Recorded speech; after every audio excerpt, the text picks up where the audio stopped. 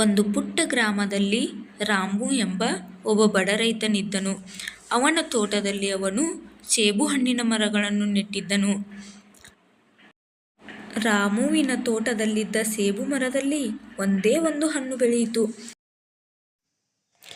ಆತ ಅದನ್ನು ಕೊಯ್ದು ಇದನ್ನು ತನಗೆ ಅತ್ಯಂತ ಪ್ರೀತಿಪಾತ್ರರಾದ ಯಾರಿಗಾದರೂ ಉಡುಗೊರೆಯಾಗಿ ಕೊಡಬೇಕೆಂದು ಯೋಚಿಸಿದ.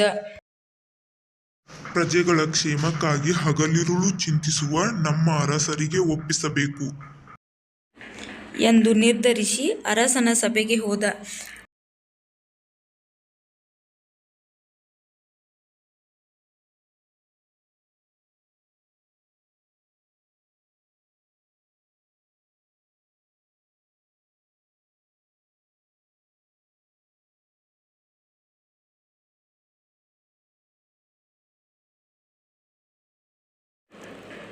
ಅಲ್ಲಿ ಆತ ಸೇಬನ್ನು ಅರಸನ ಮುಂದಿರಿಸಿ, ದೊರೆಯೇ, ಇದು ಬಹು ವಿಶೇಷವಾಗಿದೆ. ದೇವತೆಗಳ ಕೃಪೆಯಿಂದ ಈ ಏಕೈಕ ಹಣ್ಣು ನನ್ನ ತೋಟದಲ್ಲಿ ಬೆಳೆದಿದೆ ಎಂದು ಭಾವಿಸಿದ್ದೇನೆ.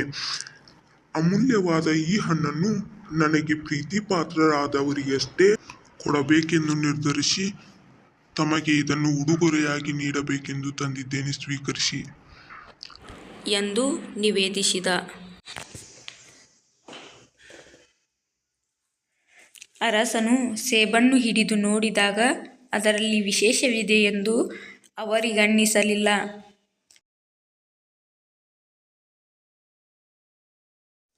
ಆದರೆ ಮುಗ್ಧ ರೈತನ ಪ್ರೀತಿಯನ್ನು ಶಂಕಿಸಬಾರದು ಎಂಬ ಕಾರಣಕ್ಕೆ ಸಂತೋಷ ವ್ಯಕ್ತಪಡಿಸಿ, ನಿಜವಾಗಿಯೂ ಅತ್ಯಮೂಲ್ಯ ಕೊಡುಗೆಯನ್ನೇ ತಂದಿರುವೆ. ಇದಕ್ಕಾಗಿ ನನ್ನಿಂದ ನಿನಗೆ ಏನು ಪ್ರತಿಫಲ ಬೇಕು ಕೇಳು ಎಂದು ಹೇಳಿದ. ರೈತ ಪ್ರತಿಫಲಕ್ಕೆ ಕೈಯೊಡ್ಡದೆ, ಎಲ್ಲಾದರೂ ಉಂಟೆ? ಪ್ರೀತಿಯ ಕೊಡುಗೆಗೆ ಪ್ರತಿಫಲ ಸ್ವೀಕರಿಸುವುದು ಉಚಿತವಲ್ಲ ಎಂದು ನಿರಾಕರಿಸಿದ. ಬರಿಗೈಯಲ್ಲಿ ರೈತನನ್ನು ಕಳುಹಿಸಲು ಅರಸನ ಮನ ಒಪ್ಪದೆ ಮಂತ್ರಿಗಳೊಂದಿಗೆ ಸಮಾಲೋಚಿಸಿದಾಗ ಮಂತ್ರಿಗಳು, ಆತ ಕಾಲಿಗೆ ಹಾಕಲು ಒಳ್ಳೆಯ ಪಾದರಕ್ಷೆಗಳು ಕೂಡ ಇಲ್ಲದೆ ಕಷ್ಟಪಟ್ಟು ನಡೆದು ಇಲ್ಲಿಗೆ ಬಂದಿದ್ದಾನೆ. ಅವನಿಗೆ ಸವಾರಿಗೆ ಯೋಗ್ಯವಾದ ಒಳ್ಳೆಯ ಕುದುರೆ ಕೊಡಬೇಕು.